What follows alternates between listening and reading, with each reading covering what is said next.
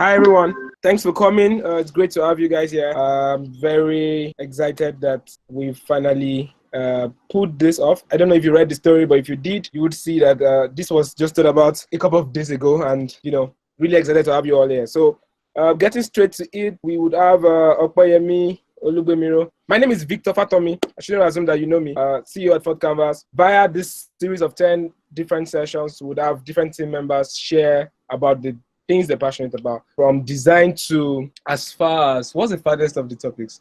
Well, you've seen the list, but I mean, so Opa would give us a very good start this afternoon, sharing how to win with stories. Yeah, it basically be a combination of expert advice and opinions, and you guys will be able to ask questions. Preferably, you can drop your questions during the in the chat, and yeah, we should get straight to it. Opa would take over from me now. Opa is head of communication at Fourth Canvas.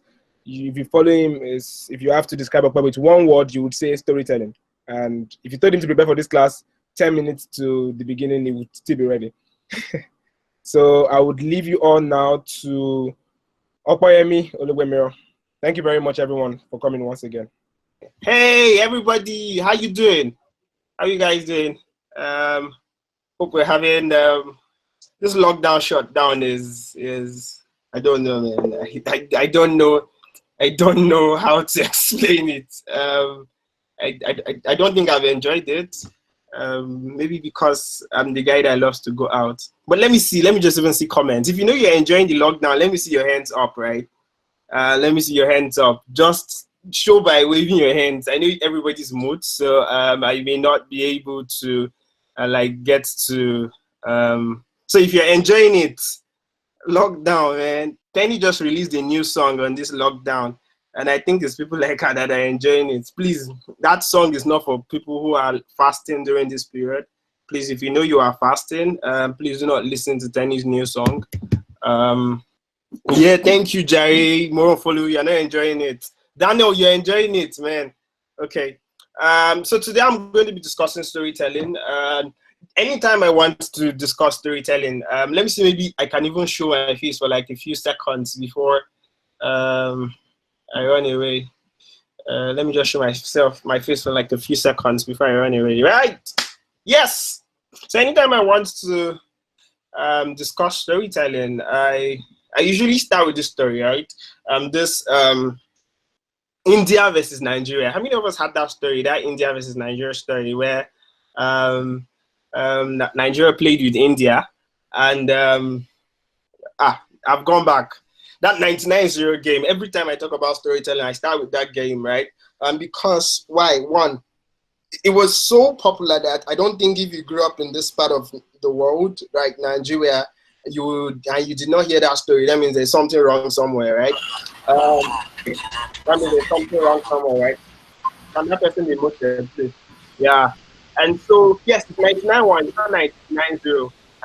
So I had Samuel Lokara scored the last goal, and as he was trying to play, please, everybody should just mute themselves so that I will be the only person talking until like there's time for questions. Yes, there's Samuel Lokara played the last shot and the ball turned to fire and he died. I mean, and it was around that same time that Shaolin Soccer came out, right? And so Shaolin Soccer was almost exactly like the same storyline. And India did not used to play football.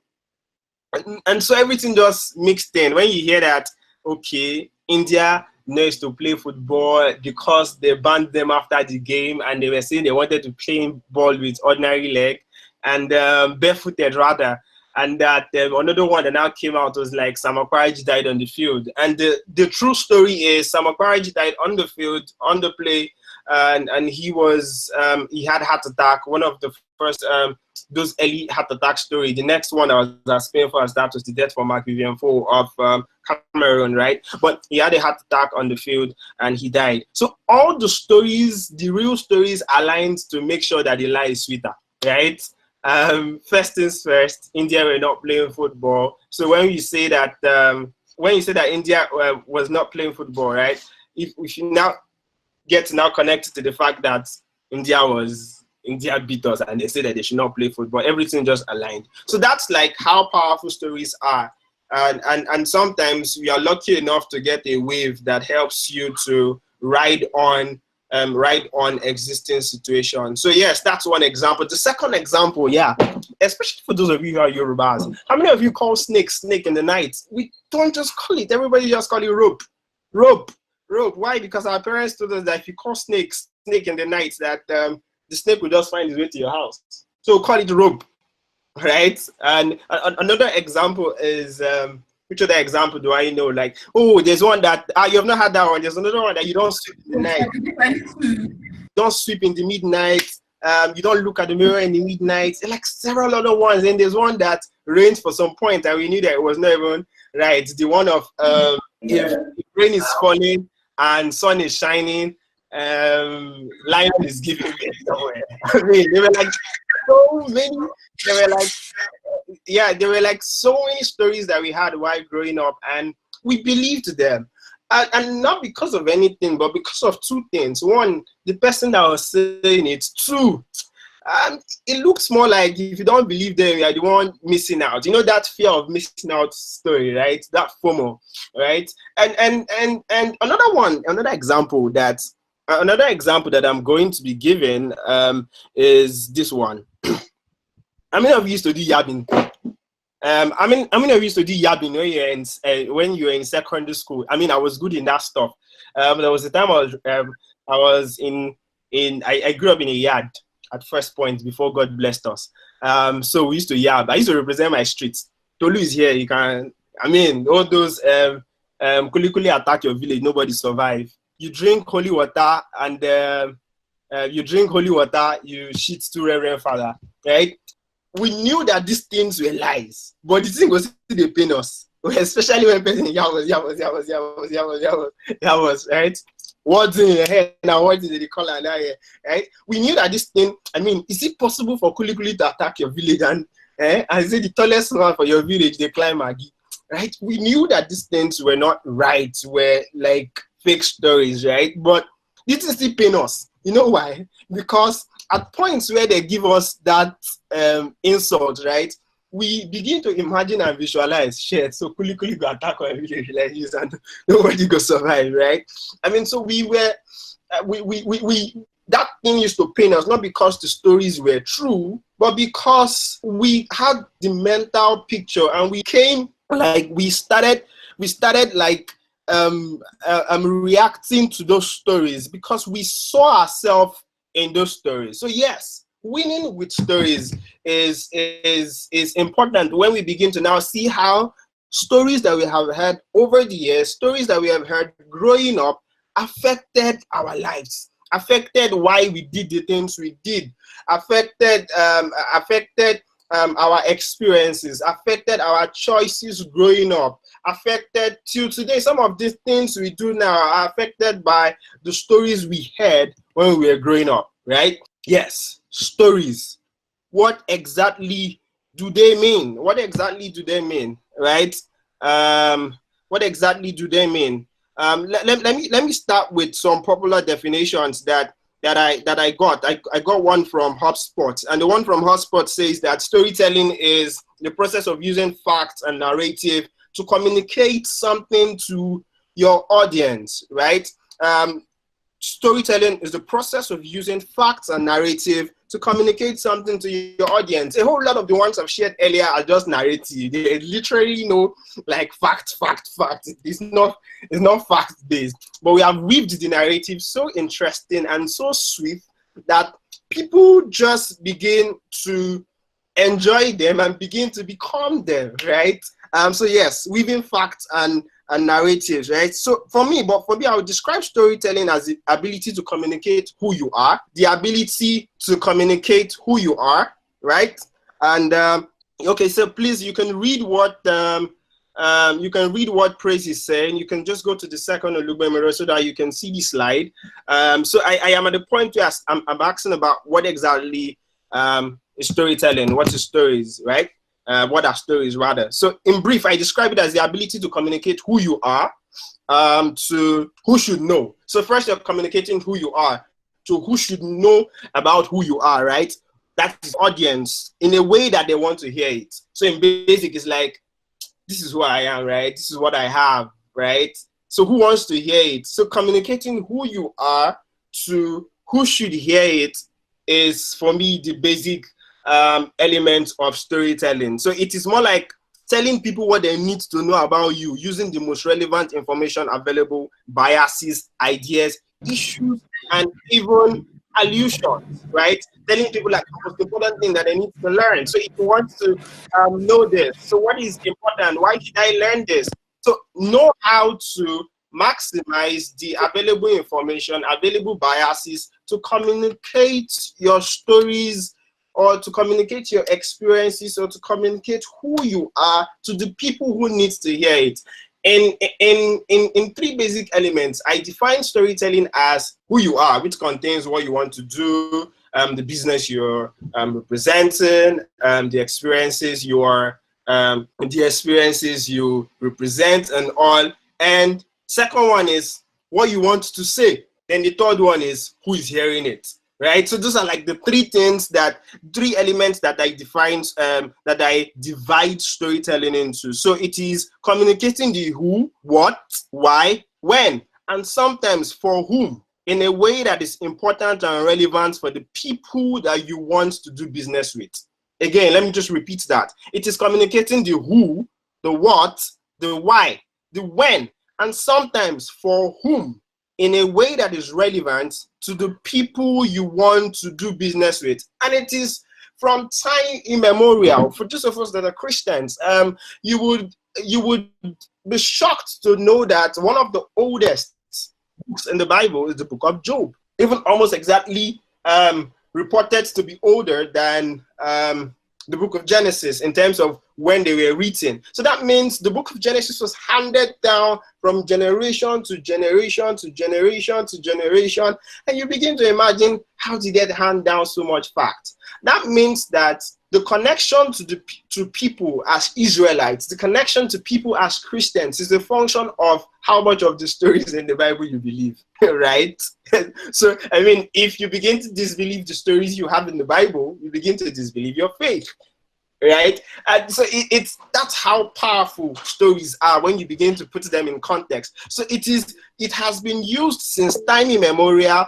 It has been used since from the ancient times. It has been used in different religions. It has been used in different family lives. It has been used in businesses. Then that's when you get to hear that. That's when you begin to hear that some businesses have existed over 100 years. I got to stumble on the presentation, like the brand guideline for Budweiser. And I got to see how there was one time beer was banned, and after it was banned, the president now, one of the next presidents now unban it. They now sent a big beer, what is it called, barrel of beer to the president. Did you get more like?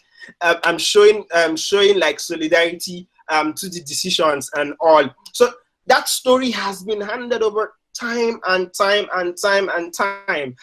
Maybe one other time I'll get to talk about the Alabukun story. There was one time I was asking people. I had to do like a voice pop, and I was like, "What have you heard about Alabukun?" I mean, a lot of people who have used the Alabukun powder today are not using it because they read what is on the packet of Alabukun and said XYZ Alabukun. But we just said Alabukun is you have headache, you have stomach ache, Alabukun. You want to do XYZ. You guys know the remaining one. Alabukun. So another thing that has that power is Akporo. How many of you took Akporo? How many of you took Akporo? So, how many of you took Akporo? Right? So it's so Akporo, right? And I gotta say XYZ now. I mean, because for the sake of for the sake of national peace and global tranquility. But the people are still using Akporo. So yeah, so that's what stories are. Stories are the things you say. Stories are experiences that you want to share. Stories are little about details about your business. Stories are conversations around the kind of people who should use your business. Stories are conversations about you. I mean, so why did you start the business? Who should care? Why should we care about your business? So how does so stories is more like driving and engendering connection with your brand, other than just telling people this and this and this and this. I do not know, maybe someone has the link and the person may share it, of how Apple is selling their new iPad, right? Their new iPad. I mean, they are not telling you it can do X, Y, Z. They are just telling you that this thing is going to change your life in X, Y, Z way. That is stories, and not just. So it is not informing; it is connecting. At the core, people say that storytelling in itself is a relationship between the audience and the person who is telling the story. So you're not just informing people; you're just trying to connect with them in the most relevant way possible, in their own context. So you do not force the agreement. They're like, this is the people you want to tell story. How do they want their story heard? Pump it to them in that way. Don't try to change them. I mean, just give people the stories the way they want it. And stories are, you're communicating the who, if you're looking at the slide now, the what, the why, the when, and sometimes for whom, in a way that is important and relevant for the people you want to do business with. So you can just read that on the slide rather. So why should we tell stories? I mean, so don't forget that the conversation is the winning stories. So why should we tell stories? So yeah, so why should we tell stories? First one, it helps to simplify and show the application to complex experiences. One big example for this is mathematics. You know how when we were doing mathematics in secondary school, especially for those of us that did not like mathematics so much, right? So the teacher says X, Y, Z, and when the teacher begins to break it down and use his story, we begin to understand it, right? Another example is, so just think about the number of subjects in class where we begin to have like a teacher was teaching us a subject, even in economics, even in government. For those of you who are art students, I was an art student. I mean, proud art student. I mean, what are they doing in science? Let them help us with our corona now. They are not helping us. We are the one that is now helping to keep their business afloat, saying story up and down. But technology is them too, so we congratulate them, right? So yeah, so perhaps a teacher used a real life example to explain a math problem. Another example is, I don't know those of you that went to church very well or grew up in CAC. You know those times when, especially for those of us in the South, so there were times where they'll now bring those prophets from the Southwest. They'll now bring those prophets from the Southwest. Those ones now come. They'll now give us stories of, and this person just opened his eyes when we were praying, and the spirit just left that person that we are delivering and entered this person and closed his eye. The next second, right, all of us will close our eyes for prayer. All of us will close our eyes for prayer, because I mean, those stories helped us to understand the messages. So you know how, take Apple for example. Apple does not explain like do this, do this, do this, do that, do this, do this, do that, right? They go away from the jargons, right, and just use real life stories to explain. And there was one time I was looking through Uber, the brand book for Uber, and the way they did it, it was more like Uber did not say our job is to carry car from XYZ. I mean, their stuff was like, we help people go get to where they need to get to, right? But in that, they already also explained their whole function of moving people. So as the experiences of their businesses, of their business scales to different other parts, which will also involve moving people. So it gives them a large ample size to explain what they do. So the first one is, story helps to simplify and show the application to complex experiences. Don't tell me the whole box X plus Y, X plus, just tell me how this affects my real life, right? Just tell me how this affects my real life and show it in my real life experience. The second one, stories have a way of bringing people together, especially if it becomes easy for them to see themselves in the picture. I used the whole example of faith earlier on when I say that, and when you talk about the Quran, when you talk about the Bible, when you talk about several other religious books, one of the big things that brings us together across the different religion is the fact that we believe the same story. The day we begin in the beginning, the day we begin to believe like different stories, right, about a particular concept, about a particular personality, that's the day we begin to divide, right? And I mean, you can see that in the whole doctrine issue. You can see that in the whole religious issue. So I mean, so Christians believe their God is this way. Muslims believe their God is this way. But they all believe in one supernatural being. Do you know what now defines who they believe in across different boards? The stories that they believe about those gods. Yeah, and that's what makes a Christian, and that's what makes a Muslim, right? So the next one is that stories can help to motivate. But before I go, the capacity of stories to share feelings of elation, hope, despair, anger, helps to connect people across different boards and helps to like put you in the context of the experiences you're sharing. Thumbs, for example, is a very, very big example. How many of you bought a Tom's sneakers? Those Toms that would be making us look like monks. How many of you bought Toms? I wanted to buy Toms then. I mean, but God blessed us after. Now we can afford it. We are now looking for it now. But I mean, I got Toms at the end when I was in SS3 or so. God blessed us then. Right? Yes, they oppressed us with Toms. Right?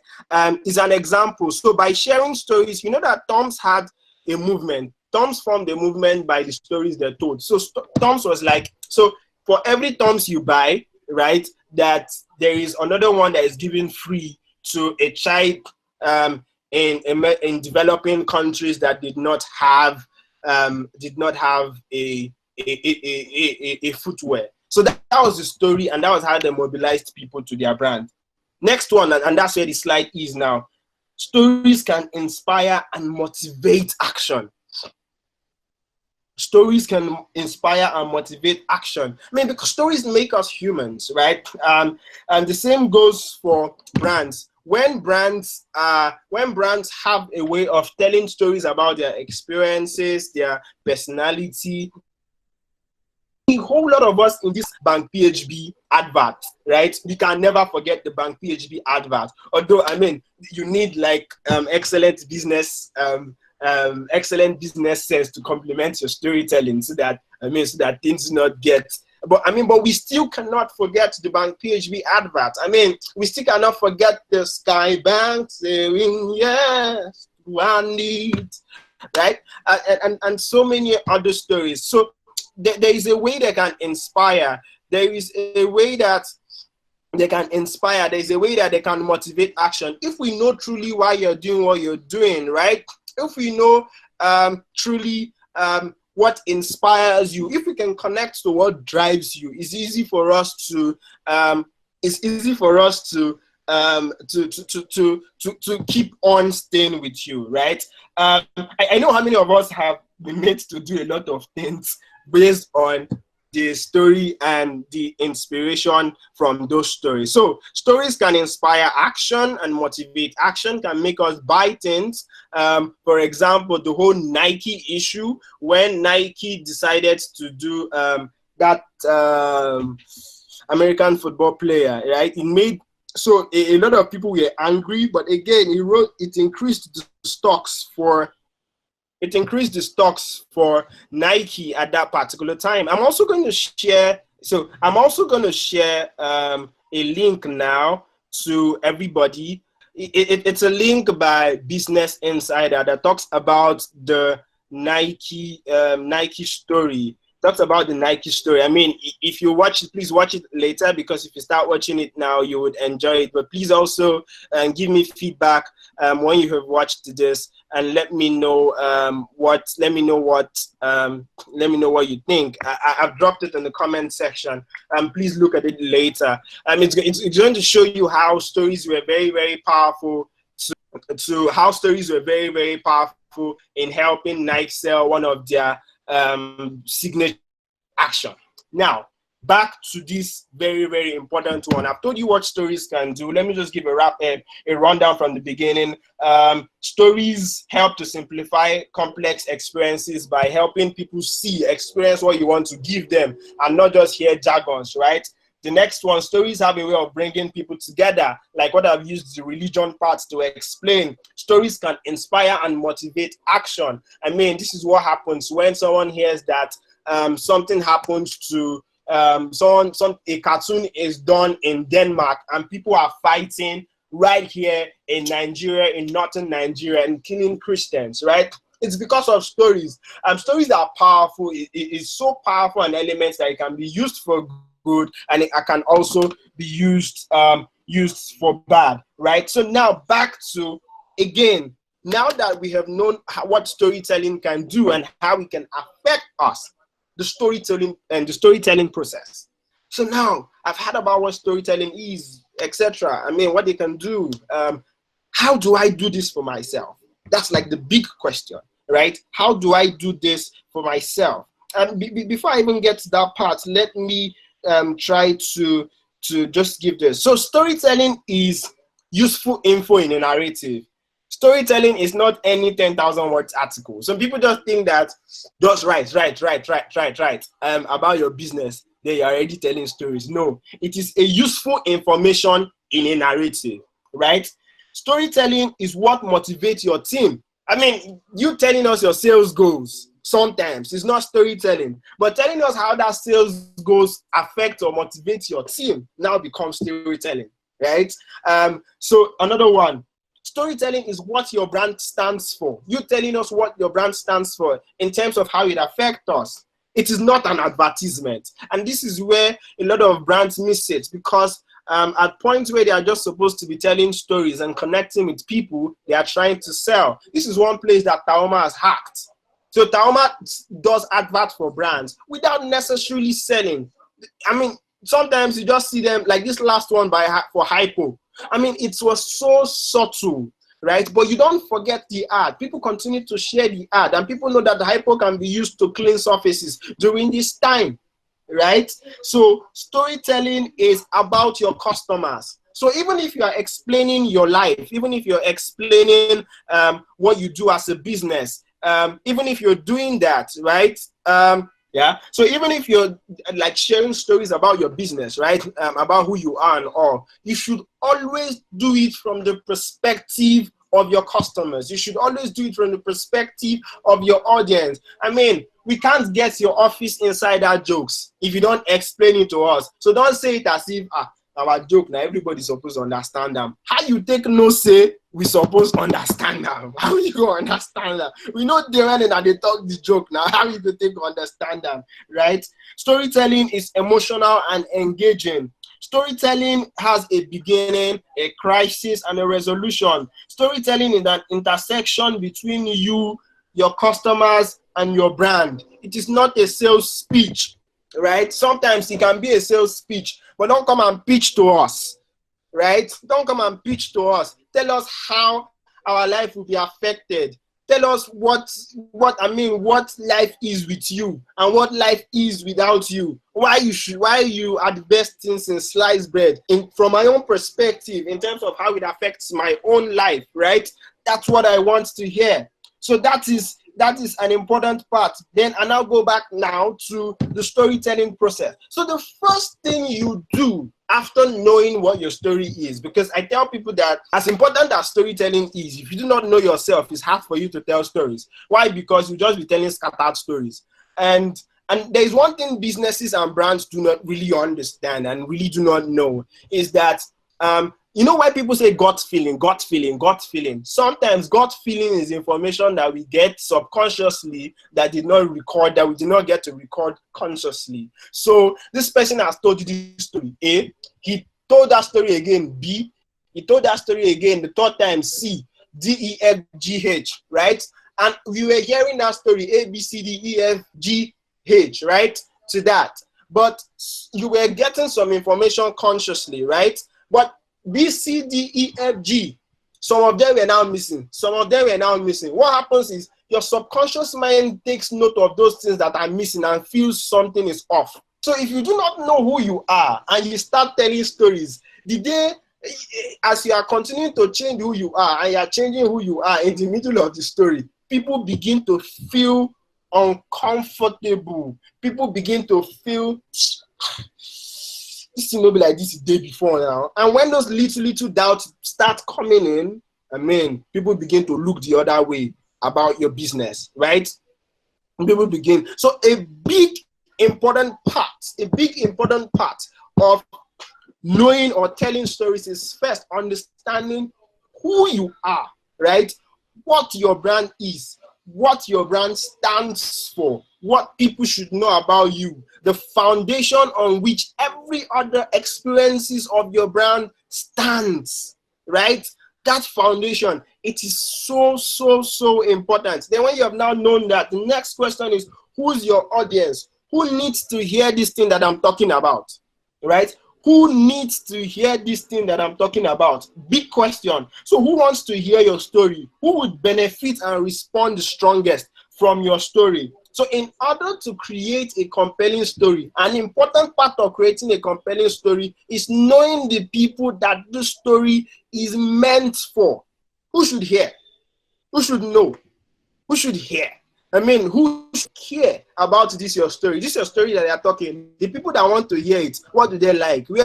Yeah, so who is your audience? So most of the times I try to tell people that, so you know that the WhatsApp status you reshare, the tweets you reshare, you retweet rather, the Facebook post you post, they are not really new things. They are things you are like, oh, you can mock me. This is what I wanted to say. Someone else said it in my own way. That is the same way storytelling is, right? Because most of the times we think that we want to say something and that's what is going to. No, people want to hear what they want to hear, but they want to hear it through your voice. And that's what we connect with the most. That's what we connect with the most. So that's why knowing your audience is very important. I mean, I gave some examples on how to build this persona. First one, I mean, who are the pastors that they respect if they are Christians? Who are the leaders that they respect? What are their biases? For example, someone wants to get to me and I'm a Christian and your ad is, and I've seen you over time that you insult Christian leaders and you think I'm going to hear your story. No, right? Or that example of that Coca-Cola advert, that the guy that was doing it was an English person, right? And he arranged it, he arranged the advert in the order of, so it was, this person drinks, this person is sad, drinks Coke, and he becomes happy. So he arranged it from left to right, right? And he did not know that he's doing the advert for Middle East. And when he got to the Middle East, they read it from the right. Now see that this person was happy, he drank Coke, became sad, right? And he became sad. That was that is how a good advert became a bad advert. Just because you are not so certain about the people that you are selling to. So it is practically very important. And I think it's one of the most important part of storytelling, that you understand the people you are telling a story to. Because that is what, I mean, something happened recently. Someone was like, that Coke is going away from his branding. Why are they doing banter in Nigeria? And I asked them one question. What has sold in Nigeria more than banter? Right? And you now say Coke should not do banter. Say they should be forming American people to Nigerians. Nah. Right? Banter sells in this country. So if, I mean, so why is Coke is going off brand? No, Coke is knowing who they are selling to. And which is like the most important part of storytelling. Yeah, let me remove my face. So, the next one, right? The next element that I want you to know in the storytelling process. So before you put pen to paper, before you put cursor to a word, do some research about your target market and define your buyer personas. I'm going to see, maybe I'm going to get the mails of everybody and see maybe I can share like some elements of building very interesting buyer persona. So this process will help you get acquainted with the people who might be reading your work. I mean, you know why? This is what happens when sometimes you think you are making sense, but everybody reads your work and it's not making sense, right? Because you wrote it and to you it was dope, but the people that were reading it was nonsense, right? Because that's it. Did you really understand the people you were writing for? Big question. Did you really understand the people you were writing for? The next thing, what is your core message?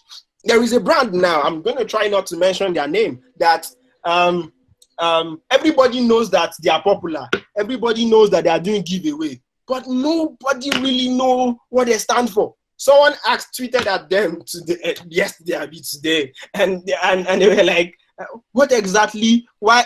You are the one that know. What exactly is the differentiator for your brand? What exactly is the differentiator for your brand? And they were like, don't worry, just calm down. We want to change the ecosystem. I'm like, what exactly? I mean, popularity is good, right? I'm on number two. Yeah, thank you very much. So, I mean, popularity is good, right? God, this is being recorded. You people are already calling name of people. It's a lie. Oh. I don't know, maybe they'll call me to come and do their storytelling. Bye. I'd not call anybody's name. Oh. As you're saying. So, so I mean, because so people, and that's why I tweeted something recently, and I was like, people may just remember your giveaway, right? And forget what your brand actually stands for. And that's why I was asking my friends, which of you actually, God, I'm already going to no. So as we were saying, and because no, it's not me that is saying it. So as you were saying, people have distracted me now. You people shouldn't have mentioned name now. Oh, yeah, I've not collected anything now. What is your core message? Is what I was explaining. What is your core message? What is your core message? This is the totem pole and that holds all your thoughts together. This is like what makes it what people get to understand, what people remember your brand for, what people. So when for example, when people talk about Fort Canvas, right? One of the things that they can't take away is the fact that we do amazing designs, right? So away from the every time you see Victor talking about how we are working in our office, you see Victor, you see maybe me talking about how Sunji is delivering amazing document designs. Maybe you see Aluko at one point then yabbing other members of the team. There is one thing you will not forget, that these guys do amazing design. All our banter is centered around one thing. You get. So in the midst of the whole storytelling, what is that thing that you don't want people to forget? What is that thing that people must not forget about you? We know that we create compelling and memorable designs, exciting designs. We know that, and we say it every time, that we are ready to partner with the most ambitious brands out of Africa. We don't forget to remind people. For me now, if you go to my pinned tweets, if you go to my pinned tweet, you'll be like, Opeyemi wants to tell the story of Africa's most ambitious brands. It's tied to my company's vision, right? At Fort Canvas. When I say my company, that's my company, Fort Canvas, right? So what is your core message? What is your core message? I'm asking again, what is your core message? Next question, which is very, very important. What should your story be about? What should your story be about? The next one, Victor. What should your story be about, right? How are you weaving your story, right? What is your story about? After understanding, first, you're coming from who is your audience? Second one is, what is your core message? The third one is, what is your story about? What is the cocoa of your story, right? How are you weaving the story? Do you want to incite an action? Do you want people to get to buy? Do you want people to get to know you? Do you want people to get to relate with you? Do you want people to get to understand you in a certain way? So first of all, you don't plan for your head how, telling a story for guys, let me put it this way, guys, telling a story is like creating format for babe, right? You plan it beforehand. When she says this is my response. When she says this is my response. I don't know how. God, Lord Dashe. So analogy is analogy, right? So so we know that we know that. So there are some responses that we know that this thing is entering, right? There are some responses that we know that if I say this and she says this, that means this is the next thing to say. If she says this one, then I will say another thing so that she can get to this point. When she gets to this point like this, she burst. Do you get? So that is how it is. That is how storytelling is. So you have an intention at the back of your mind, right? At the back of your mind, you know. So you are studying reactions to your story and you are creating the next point of the story, because a storytelling in itself is a funnel, right? So you start from what you want to say, what they need to hear. After they have heard it, then you tell them what they need to do. Do you get? And you continue the whole. So storytelling is like toasting a girl. That's like it's cocoa. There's no kidding about that one, right? So avoid excessive and exaggerated detail or changes in the subject, so that your audience can focus on the action or change about your story. Convey values. Tell a story that taps into familiar emotions, characters, situations, so that the readers can understand. Let me bring this again to the context. There was a time in life when we were in fellowship that bad boys just join fellowship for 3 weeks so that they can just get that Christian sister. That is the same way of conveying values. So you convey the values that you have given your life to Christ. You get, so that the person can connect to that life and that new life vibe. But you know where you are coming from. You get? So convey values. It is very, very, very important. Foster community and collaboration. Is that what you want to do? Again, back to the example. So you give the format so that we can pair. You know, for example, so the whole aim is, so you start toasting again January, so that in time for February 14, and so that by March you guys would have broken up. Do you get? So at that moment, you are just fostering community and collaboration. Do you get? So is that what you want to do? So have a core, have something that your story wants to be about. So is it about conveying value? Is it about fostering community or collaboration? Is it about educating or impacting knowledge? For people who do digital marketing, this is how it now goes, right? First one is brand awareness. Second one is conversion. Third one is brand loyalty. So which of the parts is your storytelling concerned about at that particular time? So what do you want people to do? I made this mistake in my last class. I was dropping germs. I was dropping gems. I was dropping teasers. But my teasers did not have any call to action. And I was like, people are not paying for this class now. People are not paying for this class. And I realized that none of the class had anything about telling them what to do. It was just more, I'm now in number 4. It was just more about, this thing is interesting. This thing is interesting. But when you tell the story, what exactly is the story moving people to do, right? What should this story make people do at the end? It's not just story law. So because again, we also understand that this thing is a business, right? So the next one is, where and how do you want this story to be told? It's something that has to be planned. Do you want it to be written, articles, blog, books? Do you want it to be spoken, live or recorded, podcasts, presentations, etc.? Do you want it to be digital through a variety of mediums like video, animation, interactive story, or games? how do you want your story to be told? Because when you have already, first things first, because it's a whole process that connects to each other. You start from one, knowing your audience, then you get into what exactly is the core message, then you get into what the story should be about, then you get into what do you want people to do after they have read the story, then you now come to where do you now want the story to be told, having to understand who you are doing it for. I mean, right? What do they like? What are the kind of things that they get to relate to? Do they like more video? Do they like animations? Do they like cartoons? Right? It is very, very, very, very important. So where do you want this story to be told? Then the next one, right. Because writing in itself is the foundation of almost every part of storytelling. Even if you're doing video, you're writing it first. Even if you're doing audio, you're writing it first. So I mean, just write your scattered thoughts down. Write your scattered thoughts down. Then share the story. I mean, don't keep the story in your archives. Share the story. Right? Share the story. I mean, now that you have mentioned Glow, I tell people that in life, right?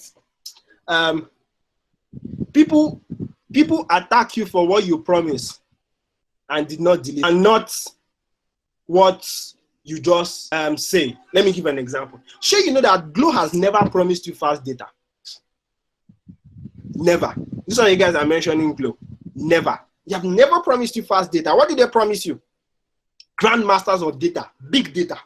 And they give you excess data every time that you cannot use. They have never promised you. They have never. And so how do you now blame them? I mean, so when you're telling them, no, they have always told you that we give you big data, come to us. They have never told you that when you come to us, your internet will be fast, right? I mean, they've never. I mean, so when you even say Glow is B2B, I mean, that's their own issue, right? But a whole lot of time, right? And when they begin to promise fast data, you begin to see that the advert is already high class advert. It's not for everybody. It's not the 5K for 10 gig. right. That's not the one that they're telling you fast data. They are not giving another example. MTN will most likely not tell you we are fast, we are slow, or we are expensive. They only tell you one thing: we are everywhere you go. They will only tell you we are everywhere you go. Everywhere you go, just be sure you see MTN. Let me give you another example. All Etisalat advert talks about speed, right? And they tell you we are fast, but they always tell you we are not so cheap. right? Then you now come to Airtel. Airtel is not the person that tells you, okay, we will manage to give you that data is life, right? Data is life, right? So we'll give you, I mean, we need you to connect with your family, right? So we are not so expensive, but we are fast too for Airtel. I mean, you begin to see that because, I mean, so you cannot blame everybody, right? You cannot blame when you blame Glow too much, right? Glow will just tell you that she was when you speed telling. I told you I wanted to give you speed before the answer, right? Now back to what my next slide. The business case for storytelling in Nigeria. I'm going to use 3 brands, right? Airtel. I've already explained the Airtel conversation, and a lot of the people who use Airtel now for browsing, example me, like they were the ones I was using before, and before I had to change now to my MTN. They were the ones I was using before. And I even had to explain to them, and they were like, you know, my conversation with Airtel is so sweet. They are finishing my money, but I'm still using them. Do you get? They called me 1:12 midnight. I mean, they were toasting me. I mean, those were mad. They are eating my money, but data is life. You need this breath of life. So I mean, they are toasting me. What do want to get me? Airtel is want to toast me. So right. So the business case, Airtel. A whole lot of us started using Airtel when they started telling their stories. When they started using the Afolayan guy story, when they started using I think the thing hot Glow so much that they now started saying that the thing hot Glow please mute, please mute, please mute. The thing about Glow so much that they now started doing adverts that look like Airtel adverts, right? You could almost exactly say that this is a Glow idea. That is an Airtel idea that was called by Glow, right?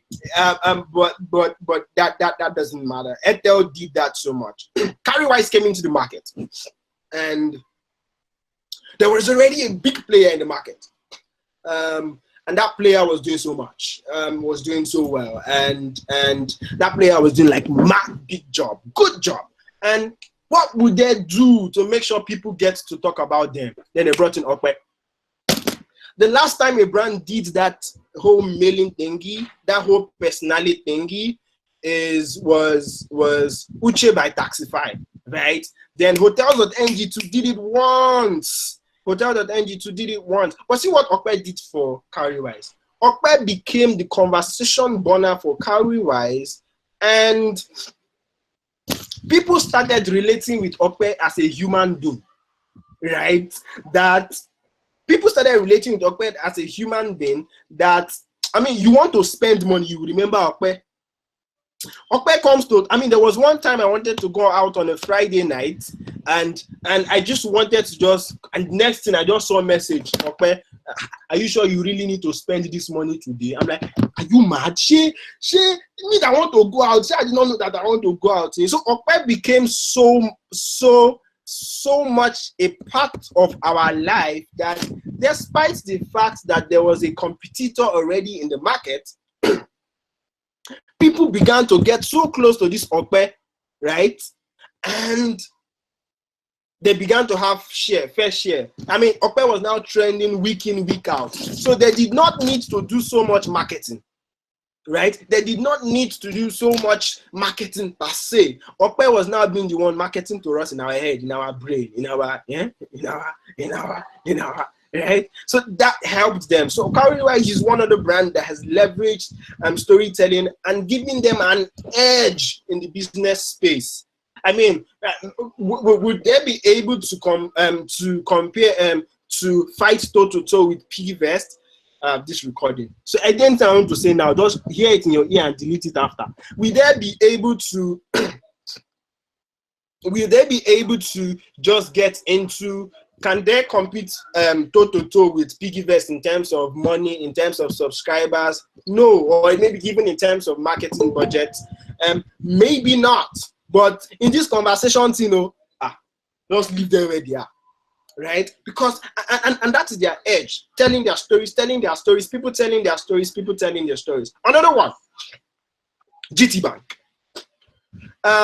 For anybody who was in the university from 2010 to 2013, 2014, if you did not have a GT Bank account, you look like an outcast.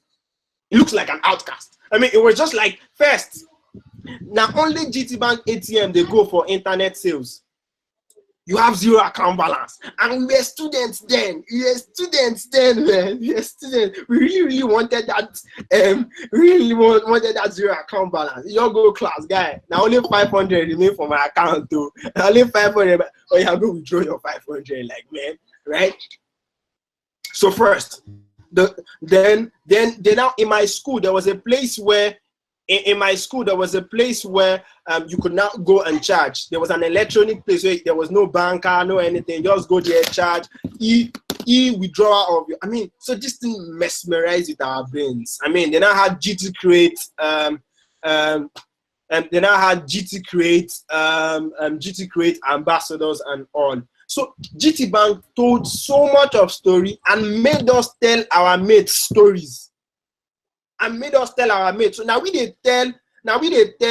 No, Zenith Bank then for us was I wanted to open a Zenith Bank in my 100 level, and they were like, I need a 20K account balance. I was like, calm down. And they were now doing the parties, and they were now. I mean, so it was. They now put branches around universities. I mean, it was so nice. If I schooled in the University of Benin, and there was one GT Bank on Ekema Road for those of us in Ekema campus. There was another GT Bank inside Ubo, right, for people at the University of Benin main campus. So GT Bank killed this story thing. Everywhere we go, 737. Everywhere we go, it will shock you guys to know that. It will shock you guys to know that in terms of short code, USSD, First Bank was the first bank. First Bank was the first bank to launch USSD. But today, they don't even have that first mover advantage. Everybody associates USSD with GT Bank, to the extent that when people now want to people now want to say things like, guys, do star 737 now. That's the whole short code stuff. I mean, their party, GT Bank, Fashion Week, GT Bank Eat and Drink, and everything. So yes, there is a business case for storytelling in Nigeria. We have seen these three brands get to marshal their space. I mean, I really wanted to see, maybe I could talk about the Baba Ijebu, that powder that I mentioned earlier, and Alabukun powder and all, but at the moment I think I'm really tired, and I would take questions now. Yes, questions now, please. Give me like a few minutes. Let me get water to drink. I don't know why I did not bring water here, but please just drop your questions now. And I think this is where I would be ending today's class. I hope it has been educating enough. But let me take a few questions, then I would be back. To see, yeah. So guys, you can drop your questions. Okay, yeah. So you can prepare your questions. That's what I mean. Prepare your questions. Keep them simple, articulated. Is that the word? And then I'll take the questions from the chat. From the chat pane. While we wait for Okwe to get water. What do you call it? Water. You say water. No, it isn't. Oh my God, water by Father DMW. I want to take water. Yes, sir. Yeah, guys. Questions, please. Wait. Please drop. Wait. I've missed one question now. Please, let's just drop it one by one. Let me see. Maybe I can go back. Where's the first question? And yeah, thank you very much. God bless you. Thank you very much. First question. Let me just take the first one. How do we balance people who do not know what they want and telling them the stories that they want to hear? Whoa. Okay. So how do you tell the story of a brand that has a reputation for being only one for the rich? Okay. Let me start from the first one. How do we balance people who do not know what they want and telling them the stories of what they want to hear? The thing about story is, so there is, can you guys hear me? Okay. So there's one thing people always say that if Ford has asked people that if they wanted a new car, or that if they wanted a car, that they would have just said that they wanted faster horses, right? Because they did not know that they needed a new car or something, right? But I responded with this analogy. So when people say they want faster horses, do you hear faster horses or you hear speed? Because when you say people do not know what they want, they always give markers. And that's why I said, so you can make up your mind. I'm going to do a next article. My next article, I've been pushing it, but because of this class, I'm going to do it, was deciding a brand strategy for a brand based on the most popular songs that Nigerians have related with. Yeah. So deciding a brand strategy for a brand based on the most popular songs, right? So when people say they would have wanted faster horses, no, Ford would have listened. Faster horses, that means they need speed. You cannot now give them speed and convenience, so you give them car, right? So when you say people do not know what they want, now begin to say, what kind of people do you want to talk to? First question. Second, what do they like? Where do they like to go to? What happens in those kind of places? Just situate their experiences, and most likely they'll be getting what they want. I mean, so if they like ball, what about ball would they be liking? So if they like to hang out at night, why would they love to hang out at night? What happens at night? Right? So, I mean, so you can see the unsaid experiences and connect with those things. And people who do those things will connect with you. Right? Second question is, how do you tell the story of a brand that has a reputation for being only for the rich? You tell it in such a way that you tell stories that only rich people can attach to. And that's what Banks and Olufsen is doing. That's what Rolls-Royce is doing. So yes. So if you want to tell a story that has a reputation of being only for the rich, since you already have that reputation, except you want to change it, but you cannot even change it. The worst you can do is to do a lower version for that brand. Like what the milk brands are doing. So they know that Peak is premium, and they do another one. I think it's 3 Crown. I can't remember the name of the milk. And so they do one. So I mean, Cowbell, they do another one. I mean, so so Kia. So we have Toyota, and they do Lexus as their premium brand, because I mean, you can't sell to the rich and sell to the poor at the same time. You have to find. You have who's that? Moot. So you have to find your niche and go into it.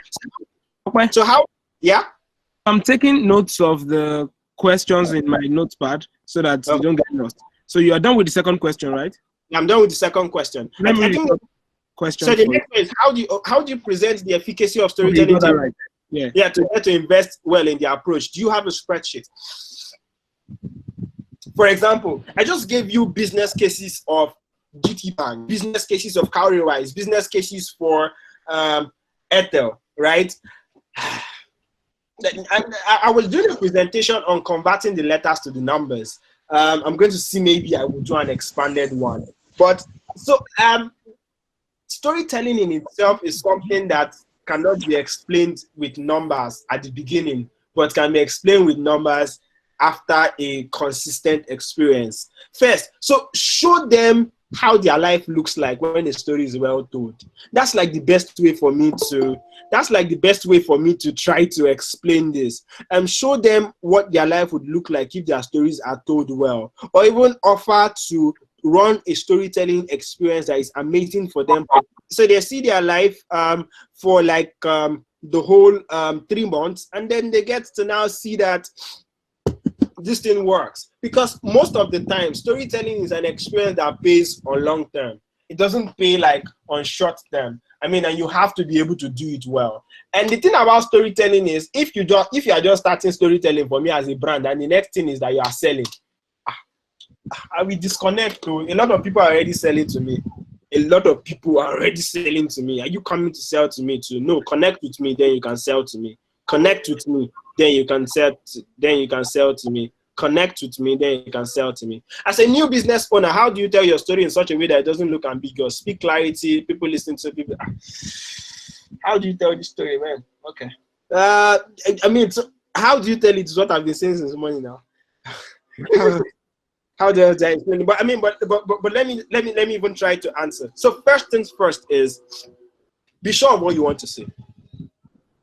Be sure of what you want to say. Be sure of what you want to sell. Be sure of what you represent. Be sure of the kind of people you want to sell to. When you are sure of these details, it's going to get easier to speak with clarity. Why? Because clarity is usually a function of how much information you have about the people you want to sell to, and about yourself, what you want to sell to them. So if you are clear about yourself and you are clear about the people you want to sell to, it's hard for you now to be ambiguous in your messaging. So you know that X likes Y, and you are X, right? So you be X to Y in the way that Y likes it. I think that's the best way I can answer the question. So it is like knowing that. Let me also go back to the analogy I gave: boy, girl, just in a boy, girl. when you are toasting a girl that you like, right, you begin to know that you are messing up when you are not confident. And that's why you know that if you were in secondary school, some of the guys that you think were bad, right, some of the guys that you think were bad, right, were the ones that got the girl, right? Were the ones that got the girls. You know why? Because girls like people, so to speak, let me just assume, right? Girls like people who are confident. One month, let's say all of us just be there. Bass, boos, they are done. And I know that happens quite a lot of time for me in school, right? So when you're unclear, and that's what used to happen a lot of times then for Christian brothers, right? So Christian brothers will be dulling. I mean, you want to come and ask the girl out, then I come and say the Lord said, guys, do well. And the guys just come and like, girl, what's up now? Yeah, I mean, everything just goes. So people love people who are clear. So when you know yourself, you know what you can offer. You know the person you want to meet, and you know what they want. Jam the two together, it works. Okay. Yeah? Let me cut it a bit. Can you flip this story a bit? What's storytelling from the point of a girl to a guy? I mean, you know, this is 2020. We are seeing shots from both sides now. I mean, what's okay? Yeah, just so I mean, one of my best relationships ever, and the one that has lasted the most, was the one where the girl asked me out. Right? I mean, it was crazy, right? It was crazy. I mean, it was SS3. We went to French Village. Went to French Village, and it was the last day, and we were supposed to go home. And I met my friend's friend, and we're going, and my teacher came and shouted, "Okay, we will leave you in this Ajara Badagry. I mean, we will leave you." And I was running away, and she asked, "What's your number?" And I called it for her, like fast. 0709 0807 900 1332. That was my first number. I don't even know where the number is now. And man, even though that she got it, the next day I just got a call. "What's up? My name is," "What's up?" I'm like, man, that relation bust my brain, right? I love the fact that, I mean, she knew what she wanted and she went for it, right? I mean, I loved that fact. I mean, and at the beginning I was like, I beg, oh, she caught me. So how do you sell storytelling to my clients? What is the business value? The business value is what I just explained on Oladokun's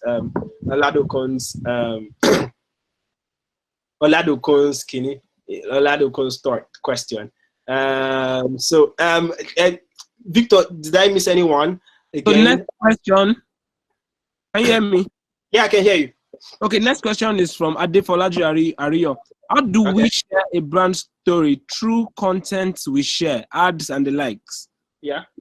Like how do we share a brand story through the expressions, through our ads and everything we put out there? I guess that's the question. So I think I already explained that from the start when I spoke about it, but let me just try to just re-echo that part. So the thing is, first things first, right? You know what you want to say, right?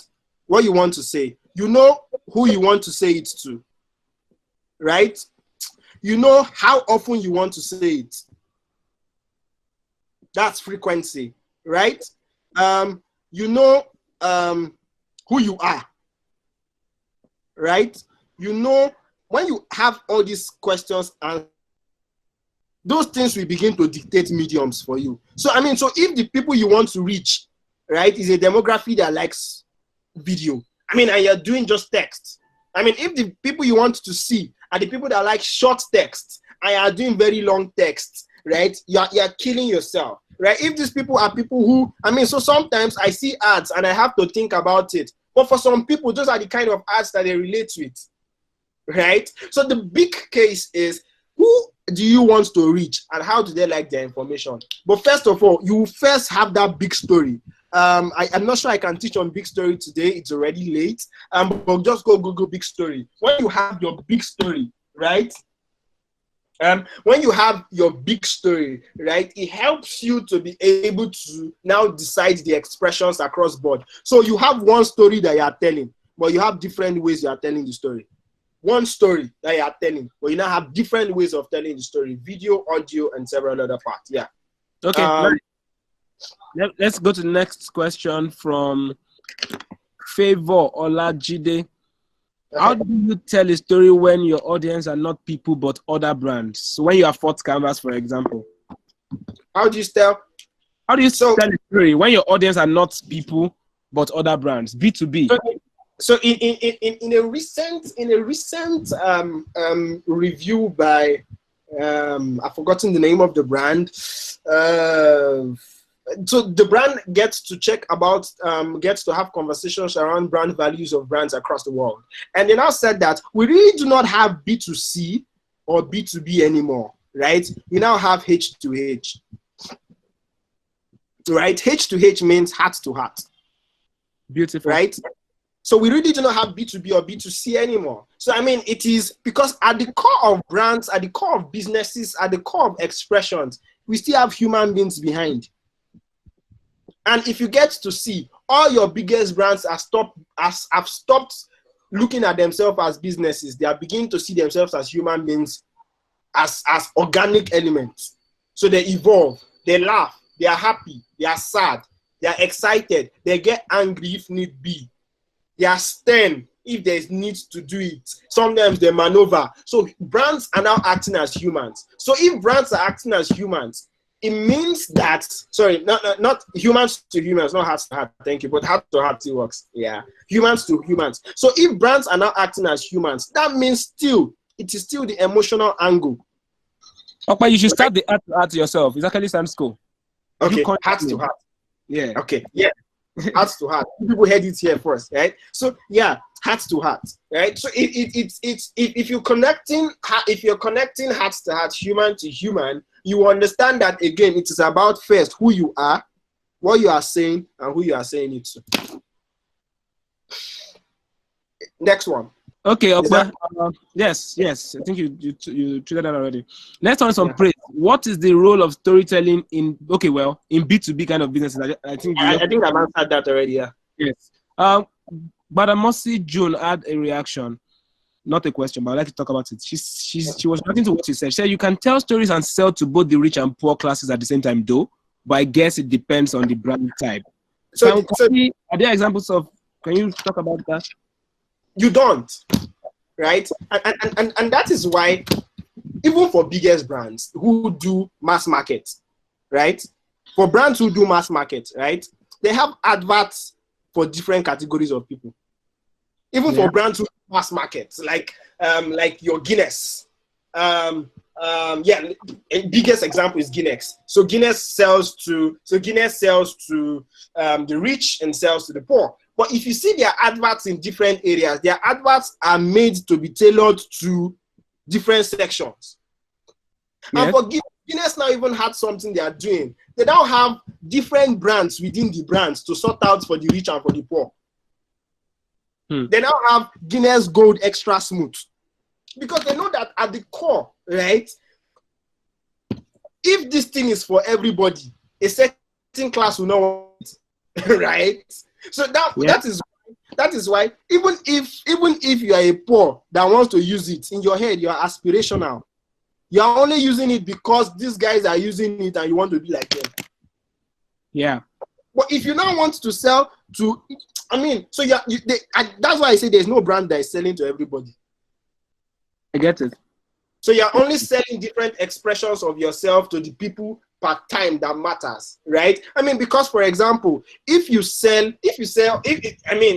by definition of even your product type, you already choose who you are selling for or not. So if for example, someone who sells house, real estate company, your houses are 16 million, how exactly are you selling that to the poor? So the only thing that happens is, okay, you now decide to say you want to, okay, you now decide to say, hey, I'm getting to realize that a lot of people do not buy the tin because the tin is looking like expensive for the fleeting middle class. So for the lower class, what do? You do sachet tin tomato. And if you now see, the advert for sachet tin tomato is different from the advert for the other tin tomatoes. Yeah, I think you've done justice to that. So essentially, even if it seems like you're selling to both poor and the rich, each message has its specific target. So you are saying different things at different times to different classes. Makes sense. Next question from Daniel. I'm trying to we should be done with the class as soon as possible. Next question from Daniel Yoda came in at 4:15, which is any pointers on how a brand can define itself and be clear about its message and story. Then I think it's closely connected with the other question from Damilola, which says, please just listen to your class. The second, two questions are similar. So the first one says any pointers on how a brand can do this. Then the other one says, for you to know what people you want to reach out to, do you do a kind of survey? So I guess the question is more about the tools. Maybe is there anything on tools or the survey question that you want to slightly emphasize on? Just briefly. I mean, their sentiment analysis tools, they're usually very expensive. You have to be talking to data analysts. Their sentiment analysis tools. Just Google sentiment analysis tools. That gets to check the extent to which people now begin to talk about you based on the stories that you share. Okay, good. Next question. This is personal. I like it. It was directed to you. From Babs, I didn't know. Says that he's just curious and he wants some context. What Nigerian brand does Opey, that is you? What Nigerian brand do you really like and recommend their storytelling? Oh, okay. I think like us really. Blah, blah. Sorry, one minute. But if you said he's coming late and you have probably answered it, and I think you have because you gave examples of 3 brands already. Three brands for me. I'm so in love with Ethel. I'm so in love with Cowrywise. I'm so in love with GT Bank. Even if their product is becoming shitty, but I'm so in love with GT Bank. I'm so in love with Celebration Church International. CCI. I'm so CCI, and in terms of the religious space, I'm so in love with Stephen Fortick, Michael Todd. You say these are churches, but yes, they are. So in terms of Nigeria, okay, no, I'm already out. So in terms of Nigeria, 4 brands stand out for me: Celebration Church International, Cowrywise, GT Bank, Ethel. Yeah. Okay. Let me add for myself, Bang and Olufsen. I'm waiting to blow so that I can go afford them. I've left those people. My hustle is not different. Someone said fourth canvas. Yeah. Great. Next one. Any other question? No, someone said fourth canvas. That's the next one. Okay, let me see. That's all the questions I have noted. Let me see. I think that's all. Yes, I think we can. Yeah, I think I can show my face now. Thank you very much. It's been a long class. I'm really, really tired at the moment, but thank you very much. Thank you. Thank you. I hope I fully exhausted your thoughts. Please, you can reach out. You can reach out to me personally. I answer questions like a lot on Twitter, and even during meetings. Yeah, I answer questions a lot. So please, I'm trying to write. Okay, I'm trying to write. I answer questions a lot, so please just reach out, follow me, and please, everybody, if you learned something, please share what you learned on Twitter. Yes, I will give them the hashtags and undo now. So you can mute Opey so that I can introduce them to the next class. And yeah. So thank you everyone for coming. 4C share, hashtag 4C share. That's the hashtag. You can share pictures, you can share your screenshots, you can share your key lessons, because this is Fourth Canvas Share because we really want to share, and that goes beyond everyone here. We also would like you to take it to your friends. Let's